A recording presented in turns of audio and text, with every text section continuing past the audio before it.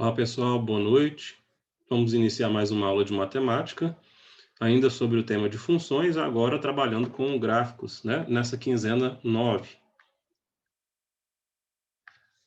Então, o tema dessa quinzena, como eu acabei de falar, é gráficos, né, de funções, e a gente vai trabalhar com essa, primeiro, voltando na noção intuitiva de função, né? Porque essa definição aqui, que ela diz o seguinte, ó, a noção de função está presente em muitas situações do cotidiano, trata-se de um conceito matemático que possibilita analisar como duas grandezas envolvidas em determinado fato ou fenômeno se relacionam.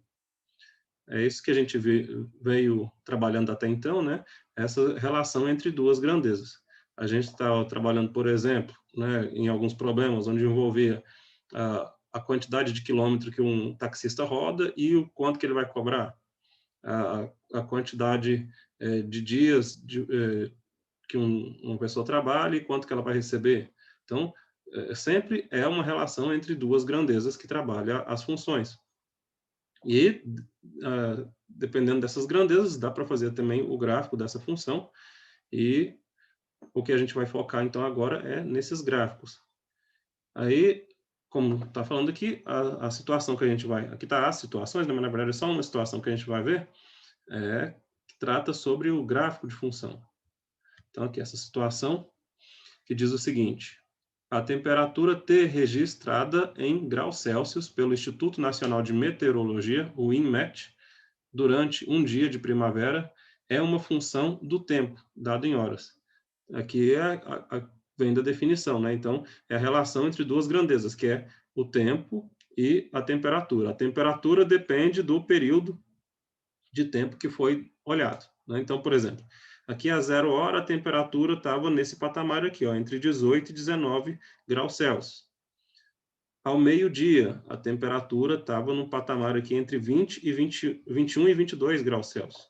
Como você pode observar, deixa eu só habilitar aqui a caneta, para a gente poder fazer essas observações. Então, aqui, como foi falado aqui, ó, você observa que você pega aqui meio-dia, vai ligar lá no ponto onde bate no gráfico, esse ponto aqui, você pode observar que ele está relacionado nesse intervalo, entre 21 e 22. Mais próximo do 22 do que do 21, né? Então, a gente pode ver pela altura aqui, ó. A gente rebater esse ponto onde a gente encontrou lá no eixo da temperatura, você vai ver que ele está aí entre 21 e 22. Então, é 21,5, 21,7, por aí, né? Essa temperatura em graus Celsius. E aqui, à meia-noite, né, ao finalzinho do dia, né, para a virada do próximo dia, o gráfico ele deu essa outra medição aqui, né, que é bem próximo aqui do 17 graus Celsius. Então, a medição começou aqui pouco antes da 0 hora do dia anterior e teve essa variação durante todo o dia, de acordo com esse gráfico. Aqui, algumas observações que a gente pode fazer a respeito desse gráfico, aqui, ó, embora não haja uma fórmula matemática simples que relacione essas grandezas, essa situação descreve uma lei, a qual cada valor de tempo t há uma única temperatura t registrada. Então, o gráfico também ele serve para isso, para a gente apresentar como é que se descreve a lei da função, sem precisar dessa regra, dessa fórmula matemática. Porque aqui, nesse caso, você não vai conseguir uma fórmula matemática que vai dar todos os pontos de temperatura no decorrer do dia. Porém, esse gráfico vem para descrever como é que é o comportamento dessa função, sem precisar dessa lei. A gente focou muito nas listas anteriores, nas leis de função. A gente trabalhou muito com a fórmula, né, tudo mais, para a partir da fórmula a gente descobrir pontos. Agora aqui não, aqui a gente vai analisar o gráfico da função para descobrir esses pontos. Então, por exemplo, aqui, ó, esse ponto de meio-dia ligando com 21,7, por exemplo, é um par ordenado que pertence a essa função. E a gente consegue descobrir ele a partir só do desenho do gráfico. Aqui, né, como continuando essas ideias de função, ó, a temperatura depende do tempo, por isso ela é chamada de variável dependente. Então, a temperatura é a variável dependente. Já o tempo, ele não depende de nada, ou seja, ele é a variável independente. Então, aqui a gente tem o tempo, é a variável independente, ele não depende de nada. E a temperatura, sim, depende. Ela depende do tempo que foi olhado. Por isso, ela é a variável dependente. E aí a gente tem, então, que tabelas, fórmulas, gráficos são formas mais comuns e utilizadas para representar uma função. Quando você pode representar por fórmulas, beleza, né? A gente trabalhou com alguns exemplos nesse sentido. Mas também tem as tabelas, a gente construiu algumas tabelas a partir de fórmulas. A partir de tabelas, a gente desenhou alguns gráficos também.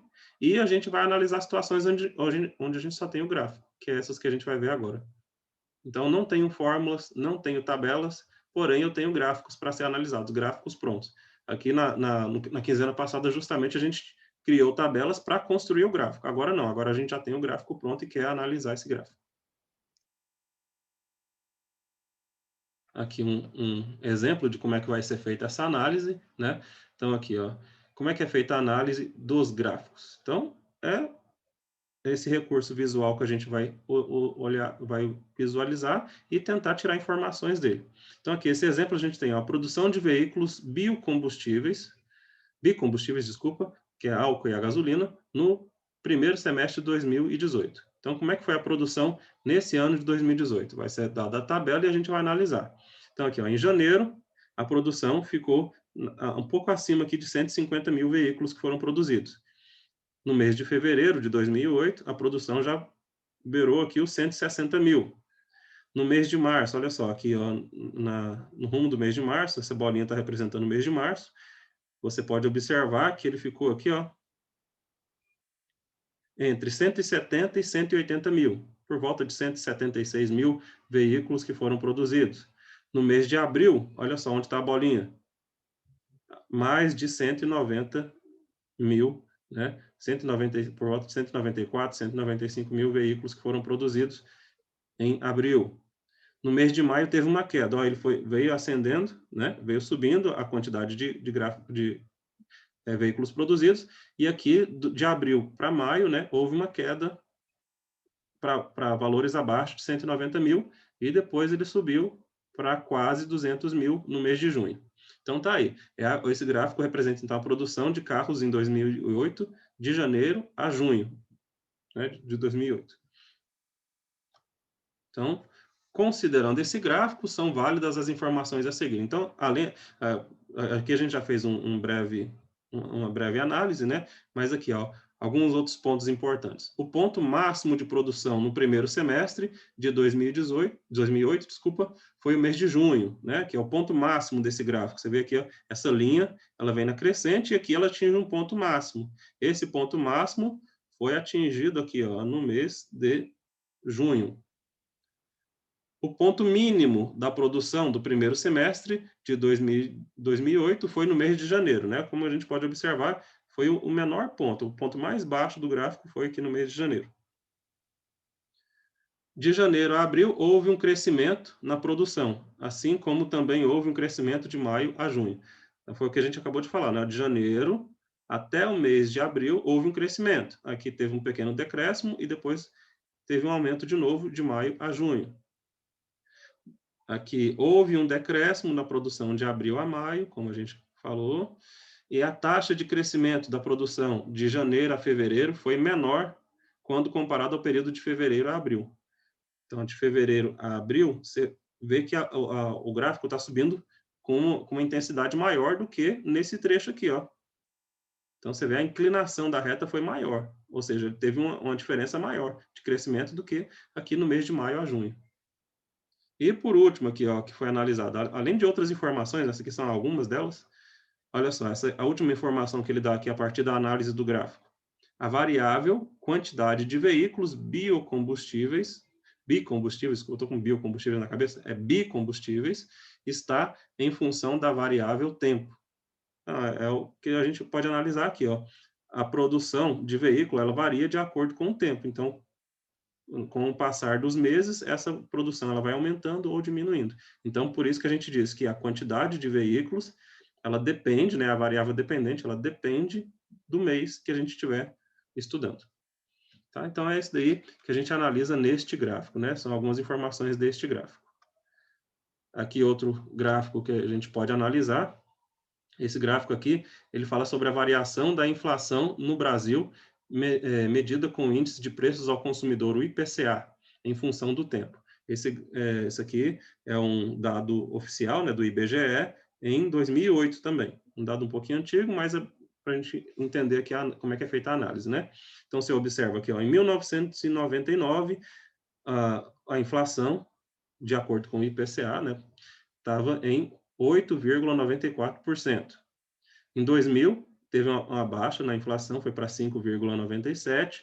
Depois, aí, em 2001, aumentou um pouquinho para 7,67%, alcançou um pico aqui em 2002, houve quedas sucessivas até 2006, e 2007 começou a aumentar um pouquinho de novo.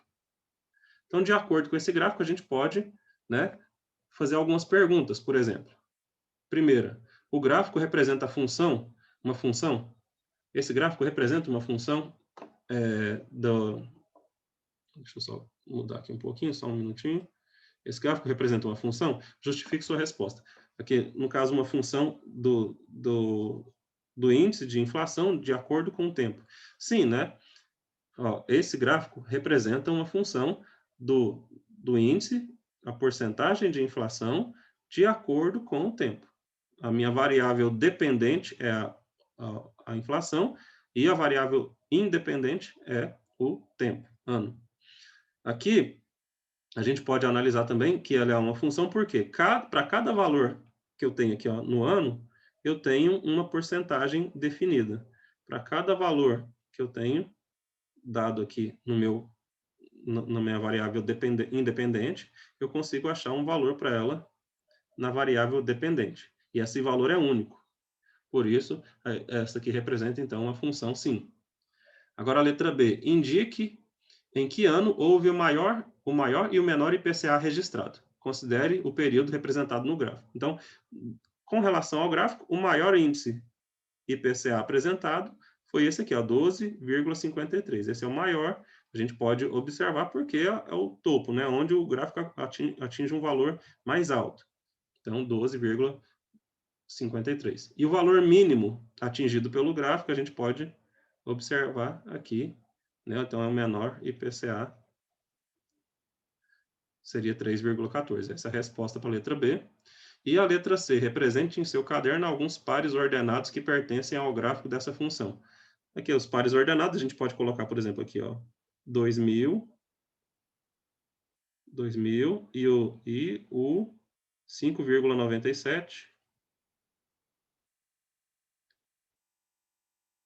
Então, essa ligação, né, do 2000 com 5,97, pode ser 1999 com 8,97, são os números que têm relação um com o outro aqui, né? 2001 com o 7,67 e assim por diante.